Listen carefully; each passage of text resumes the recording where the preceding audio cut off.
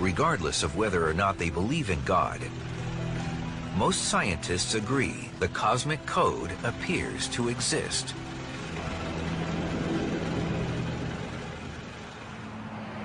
Everything in the universe is determined by the fundamental forces of nature. The strengths of those forces are characterized by numbers called fundamental constants that are so sensitive that if they changed by just a little bit, the universe as we know it wouldn't be here. For example, if the rate of expansion of the universe right after the Big Bang had changed by 1 part in a quintillion is 1 with 18 zeros after it, the universe would continue to expand or collapse back on itself, and none of this would be possible. To illustrate just how small a number 1 part in a quintillion is, imagine all the grains of sand on this beach. In fact, imagine all the grains of sand in all the world's beaches. That number's probably somewhere around a quintillion. In this analogy, if all that sand represented the rate of expansion of the universe right after the Big Bang, how many grains of sand would I need to add or subtract to wreck the universe? Just 1 grain, 1 in a quintillion. That's how precise things had to be for us to be here. But even though the Big Bang was perfectly calibrated, intelligent life would never have formed if matter had spread evenly across the universe. Had it been perfectly smooth, then there wouldn't be any clumps which would gravitate and form stars and galaxies. So we needed slight irregularities in the distribution of matter in the universe. Had those irregularities been much smaller, stars and galaxies wouldn't have formed. Had they been much larger, everything would have collapsed to form black holes. But even with the right distribution of matter throughout the universe, life would still never have formed without a complex series of processes inside stars that converted helium and hydrogen into heavier elements like carbon that form the basis of all living beings. Some of those stars explode, providing raw material with which to form new stars, planets, and ultimately life. Had the laws of physics been a little bit different, or even if the physical constants had been a little bit different from what they really are, this process of nuclear fusion and the explosion of stars might not have been possible, and we wouldn't be here discussing it. I don't know a single scientist who would disagree with the statement that the world is exceedingly ingenious. Not just mathematical, not just beautiful, not just elegant, but the manifestation of something truly extraordinary.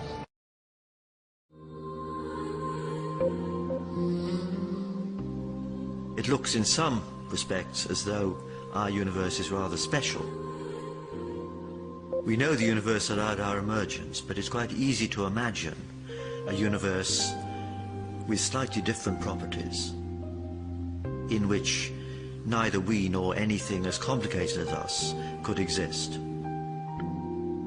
We can imagine, as it were, turning the knobs which were set up at the time of the Big Bang to determine how it expanded and what it was made of.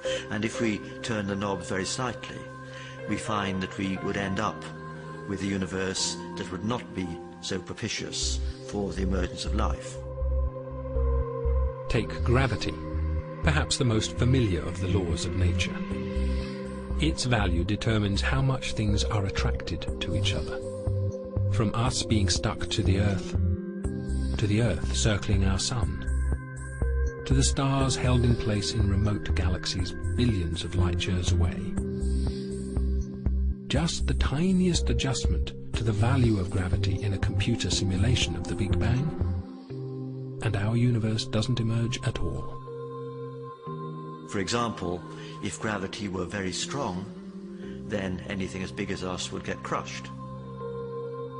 If there were no gravity at all, then no stars would be able to form because they're held together by gravity. No planets either. and the other laws are equally fine-tuned. Any slight adjustment to their value, and we would never exist. There is no known reason why these values should be set as they are, yet they do seem to be fine-tuned to allow our creation. To some of us, not all, to some of us, it looks like we have to live with the idea that the constants of nature, the laws of nature, everything that we know about, somehow was influenced by our own existence. This is something which physicists hate the idea of. Most physicists want the world to be controlled by pure mathematics, not by our own existence. For a while, mainstream cosmologists were content that once we understood better the underlying reason for the laws being set as they are, fine-tuning would no longer seem so mystical, and would once again fall within the realms of physics and mathematics. The general view of this, for most physicists, is that these fine-tunings are largely accidental, that the constants of nature are determined by some mathematical principles which have nothing whatever to do with our existence. Impersonal, mathematical, and we were just incredibly lucky that that mathematics happened to give rise to a universe with all this kind of fine-tuning, just precisely so. And so the anthropic principle existed as an interesting but eccentric theory. But then, quite unexpectedly, a completely new law of nature was discovered, and our universe relied on this law being so precisely tuned that it seemed no rational theory would ever explain it. Our universe seems to be defined by a set of numbers which in some sense look special.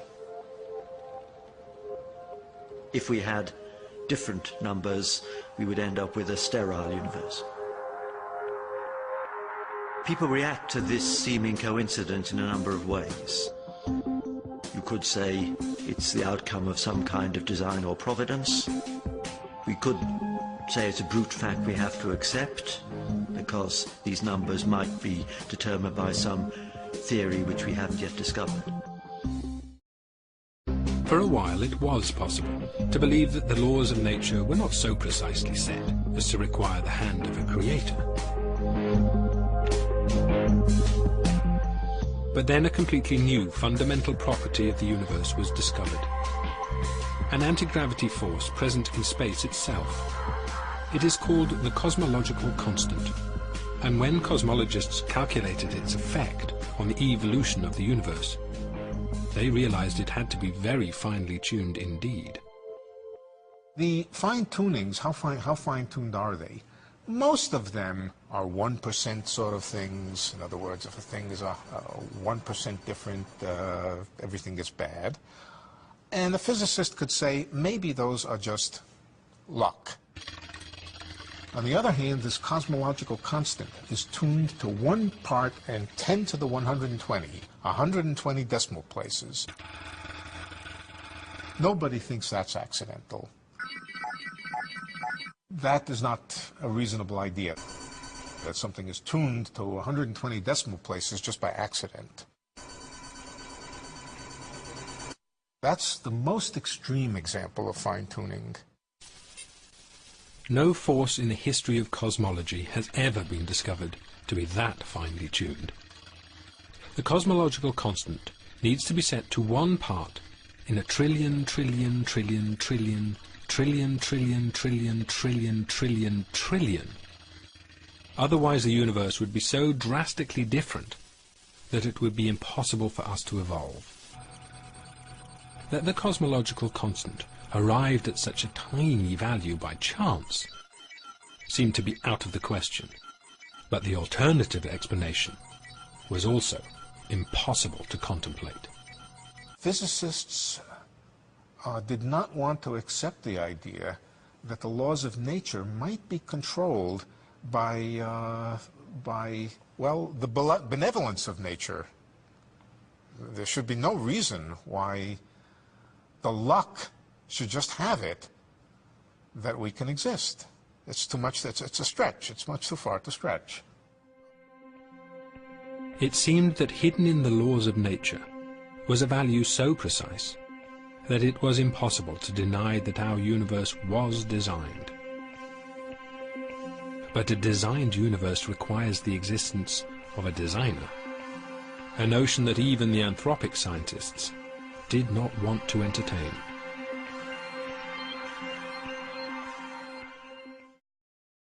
The scientists were between a rock and a hard place. Their own discoveries were pointing them towards an intelligent designer. Physicists' dislike of mixing religion into physics. I think they were somewhat afraid that if it was admitted that the reason the world is the way it is has to do with our own existence, that could be hijacked by the creationists, by the intelligent designers. And of course, what they would say is, yes, we always told you so. There is a benevolent somebody way up high in the universe who created the universe exactly so that we could live. I think physicists shrank at the idea of getting involved in such things.